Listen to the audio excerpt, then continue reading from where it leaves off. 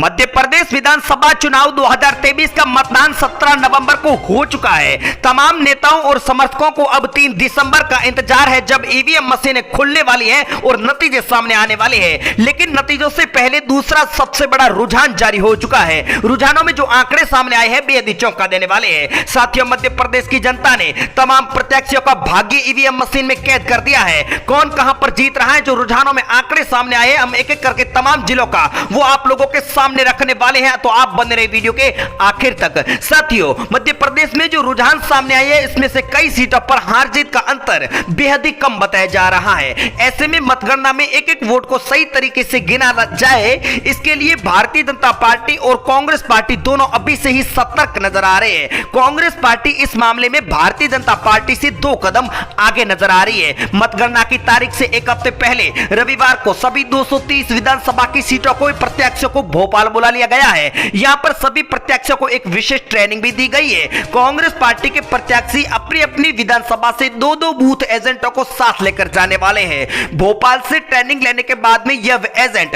अपने अपने विधानसभा कार्यालय में जाकर के सभी बूथ कार्यकर्ताओं को मतगणना की बारीकियां सिखाने वाले हैं। प्रत्याशी और एजेंट को मतदान के समय पूरी तरह से मुस्तैद रहने और किसी भी तरह की गड़बड़ी की आशंका होने पर आपत्ति जताने की भी बातें समझाई गई है। साथियों, सभी 230 विधानसभा की सीटों के प्रत्याशियों को प्रशिक्षित किया जाएगा। 3 दिसंबर को ईवीएम मशीन में गड़बड़ी को कैसे रोका जाए, काउंटिंग पर नजर के साथ मतगणना केंद्रों पर क्या क्या सावधानी बरती जाए, इसी सहित कई मुद्दों का प्रशिक्षण दे दिया गया है।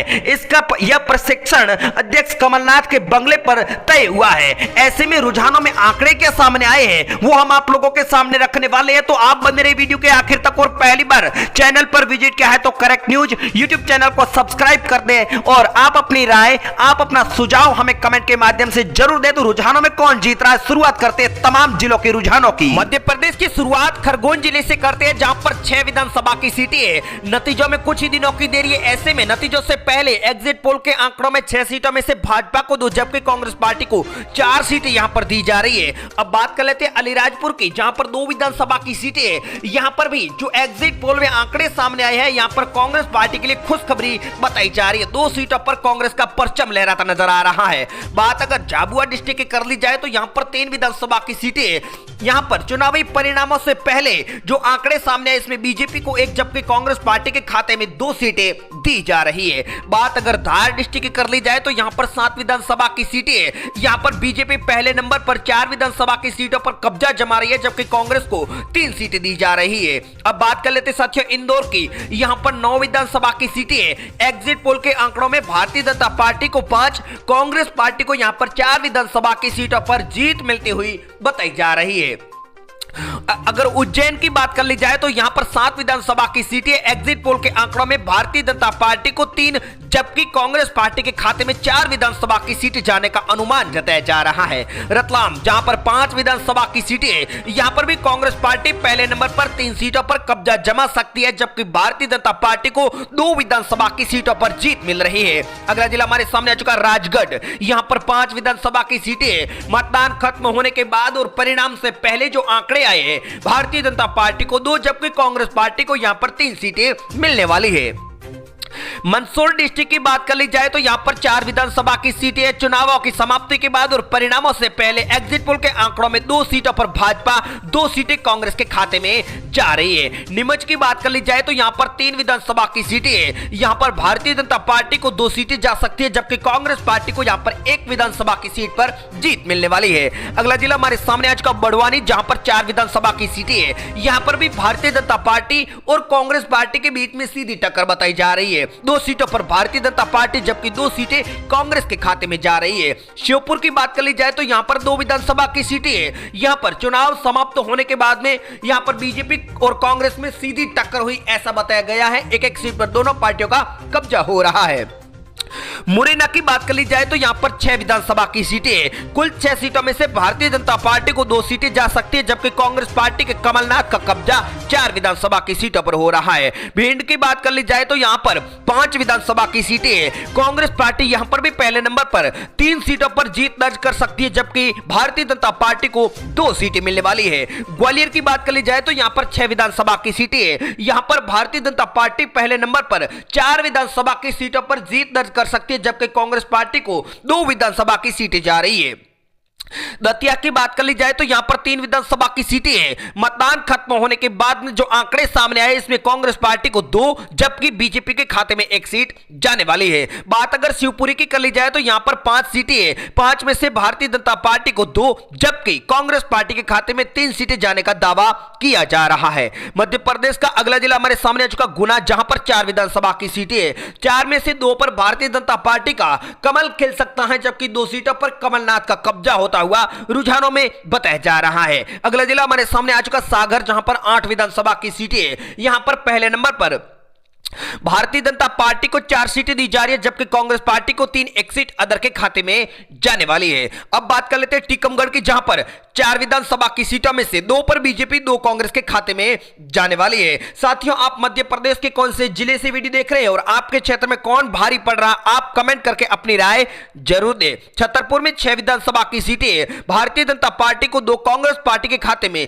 4 विधानसभा की सीटें जाने का दावा किया जा रहा है। साथियों, अगला जिला हमारे सामने आ चुका है दमोह, जहां पर 4 विधानसभा की सीटें, यहां पर कांग्रेस और भारतीय जनता पार्टी में सीधी कांटे की टक्कर बताई जा रही है। 2-2 सीटों पर दोनों पार्टियों का कब्जा होने वाला है। अगला जिला हमारे सामने आ चुका है पन्ना, जहां पर 3 विधानसभा की सीटें, यहां पर भी पहले नंबर पर कांग्रेस पार्टी को 2 विधानसभा की सीटें दी जा रही है, जबकि भारतीय जनता पार्टी को 1 विधानसभा की सीट मिलने का अनुमान जताया जा रहा है।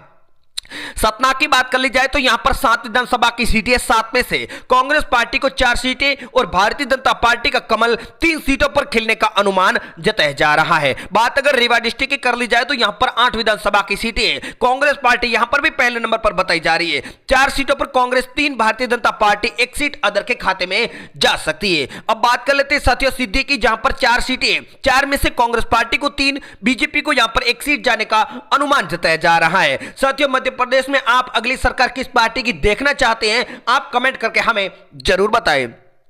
सिंगरौली में कुल 3 विधानसभा की सीटें, मतदान खत्म होने के बाद जो रुझानों में आंकड़े सामने आए, इनमें बीजेपी को 1, कांग्रेस पार्टी को 2 सीटें जाने वाली है। अब बात कर लेते हैं शहडोल की, यहां पर भी 3 विधानसभा की सीटें, यहां पर भारतीय जनता पार्टी पहले नंबर पर 2 विधानसभा की सीटों पर कब्जा जमा सकती है, जबकि कांग्रेस पार्टी को 1 विधानसभा की सीट मिलने वाली है। अब बात कर लेते हैं अनूपपुर की, 3 विधानसभा की यहां पर सीटें, यहां पर भारतीय जनता पार्टी को 1, जबकि विपक्ष में कांग्रेस पार्टी को 2 विधानसभा की सीटों पर जीत दर्ज होती हुई बताई जा रही है। अगला जिला हमारे सामने आ चुका है उमरिया, जहां पर 2 विधानसभा की सीटें, यहां पर सत्तारूढ़ भारतीय जनता पार्टी को 1 सीट मिलने वाली है, जबकि कांग्रेस पार्टी के कमलनाथ का कब्जा यहां पर 1 विधानसभा की सीट पर होने वाला है।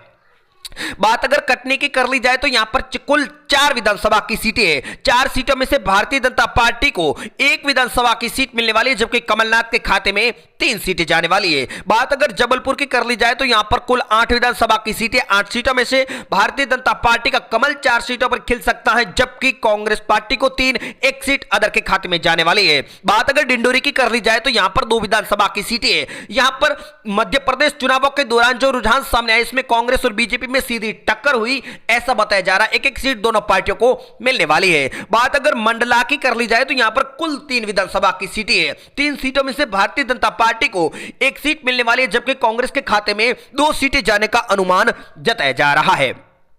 बालाघाट की बात कर ली जाए तो यहां पर कुल 6 विधानसभा की सीटें, यहां पर कांग्रेस पार्टी पहले नंबर पर 3 विधानसभा की सीटों पर जीत दर्ज कर सकती, जबकि भारतीय जनता पार्टी को 2, 1 सीट अदर के खाते में। सिवनी में कुल 4 विधानसभा की सीटें, 4 सीटों में से भारतीय जनता पार्टी पहले नंबर पर 3 विधानसभा की सीटों पर जीत दर्ज कर सकती, जबकि कांग्रेस पार्टी को 1 सीट मिलने वाली है। नरसिंहपुर 4 विधानसभा की सीटें, यहां पर कांग्रेस और भारतीय जनता पार्टी में सीधी कांटे की टक्कर बताई जा रही है। 2 सीटें बीजेपी के खाते में जा सकती, जबकि 2 सीटें कांग्रेस को मिलने वाली है। अब बात कर लेते हैं छिंदवाड़ा की, जहां पर 7 विधानसभा की सीटें, 7 सीटों में से कांग्रेस पार्टी को 4 सीटें मिलने वाली है, 3 सीटें भारतीय जनता पार्टी को इस बार रुझानों में दी जा रही है। अब बात कर लेते हैं बैतूल की, जहां पर 5 विधानसभा की सीटें, यहां पर मतदान खत्म होने के बाद और रिजल्ट से पहले जो आंकड़े सामने आए इसमें भारतीय जनता पार्टी को 3, कांग्रेस पार्टी को 2 सीटें मिलने वाली है। हरदा में कुल 2 विधानसभा की सीटें, एक सीट पर दोनों पार्टियों का कब्जा होने वाला है। साथियों, यहां पर भारतीय जनता पार्टी